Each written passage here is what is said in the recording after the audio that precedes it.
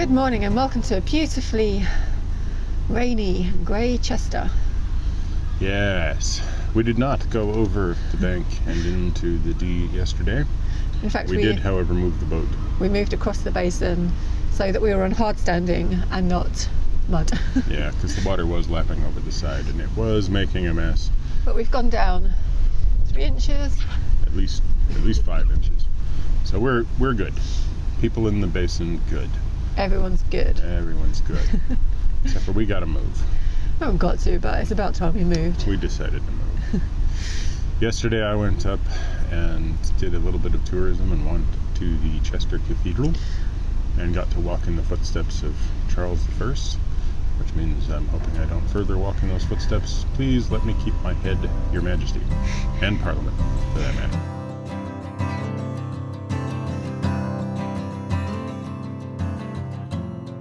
Chester Cathedral was originally a Catholic abbey which was reformed into a Church of England cathedral under Henry VIII. It is a Grade 1 listed building. It's been modified many times, and much of what we see today is part of an extensive Victorian restoration. This Victorian organ sits inside the oldest part of the cathedral. The far wall once led to the abbey cloisters. Most of the bells have been removed from the original bell tower as it was no longer able to support their weight. An external bell tower was added in 1973 and has been ringing since.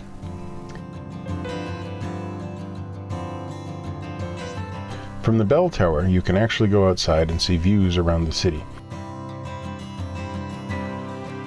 The large building here is the Chester Town Hall. You can just make out the canal and the Chester Racecourse on the Rue D, where the harbour used to be.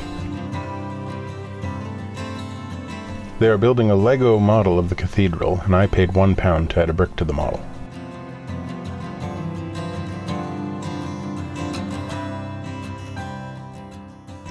Here's the Water of Life sculpture in the refectory garden. The garden is overlooked by stained glass windows, including this one of Charles I.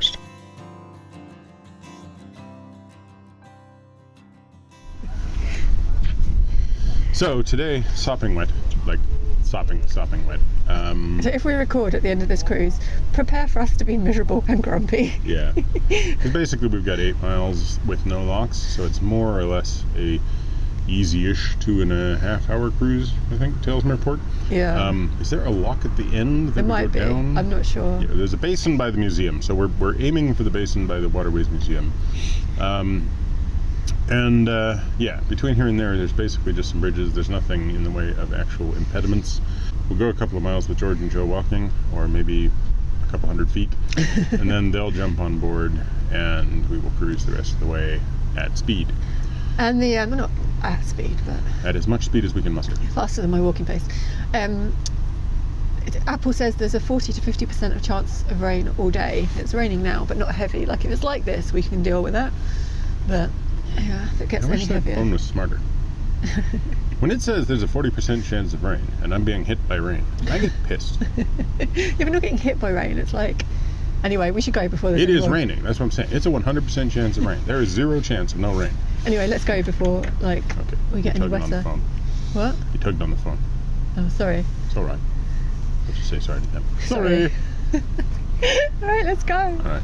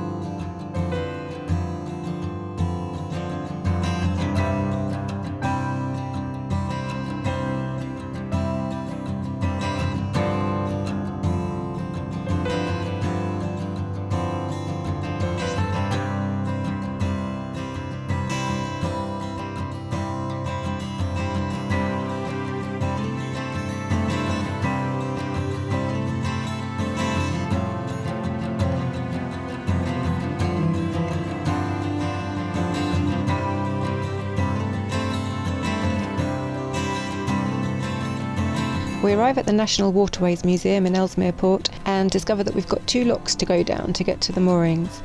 And that is when it really starts raining.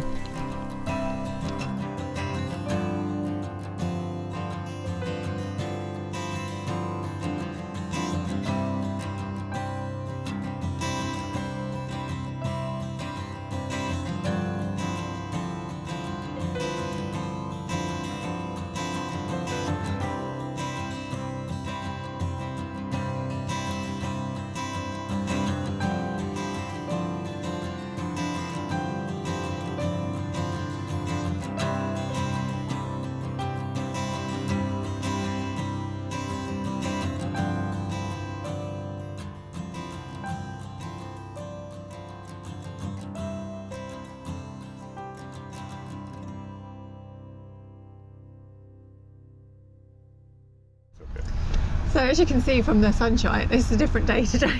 Extremely different day. It's the next day.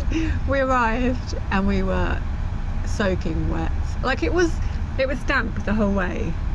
Yeah, it was damp the whole way, it was cold the whole way, and it started to get much rainier in the last, I don't know, Half a mile. really just once we got above the locks. It wasn't like a downpour or anything, but it was just like a constant wet, so it was we heavier. were both slick with rain. My jacket was soaked through.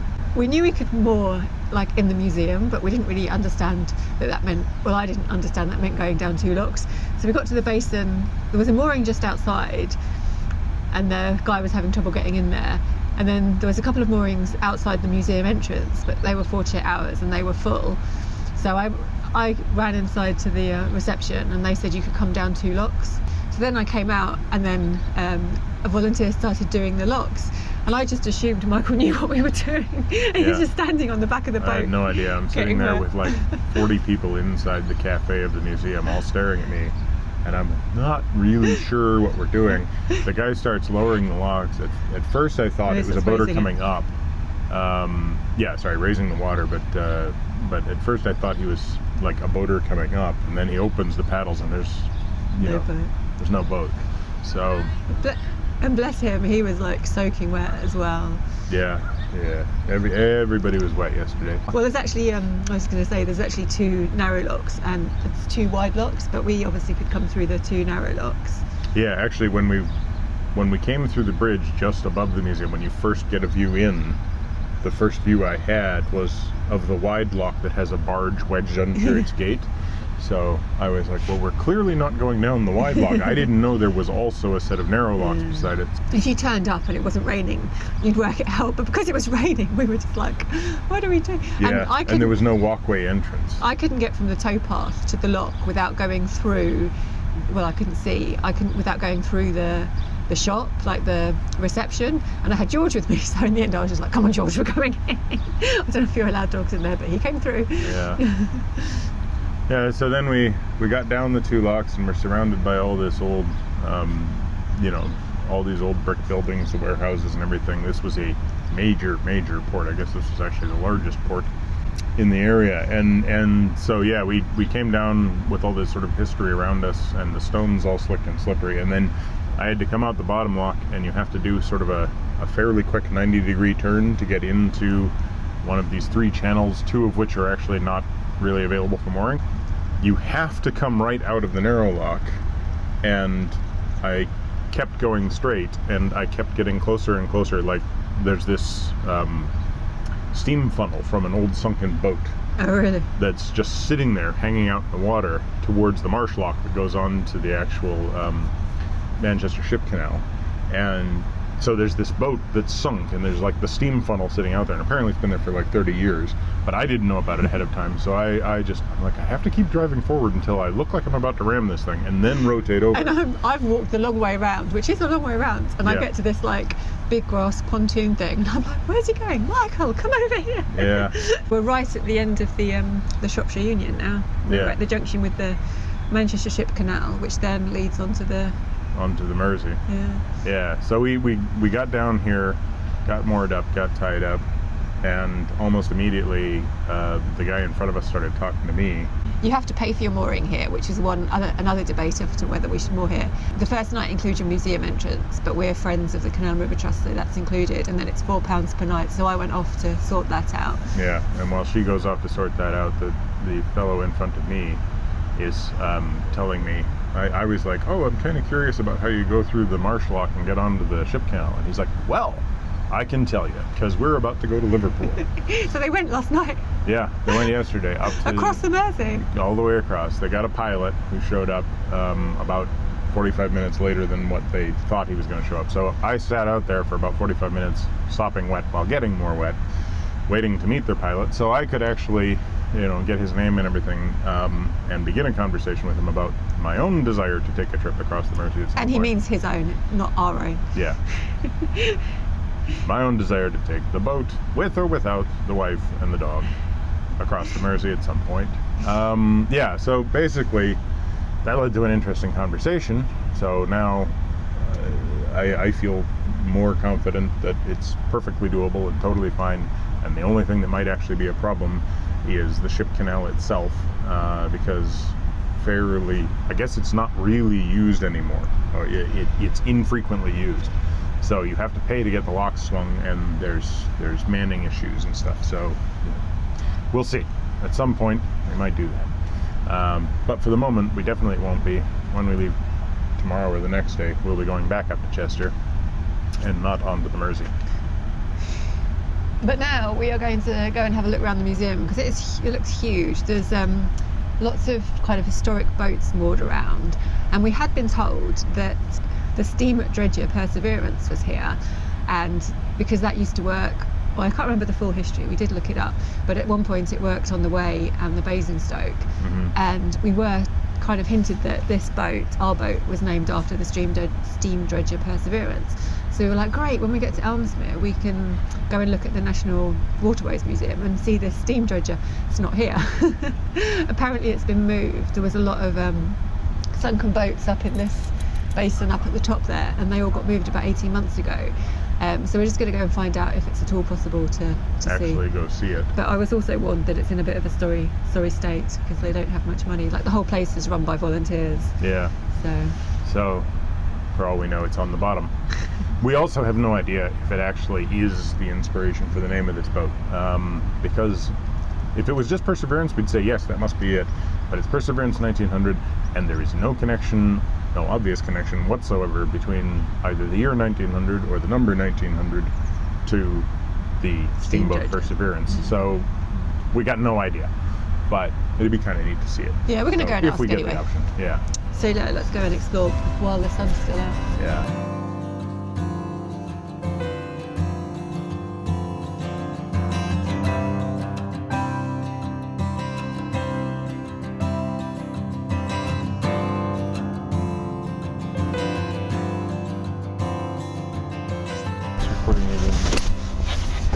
As you can see, I've dropped my microphone.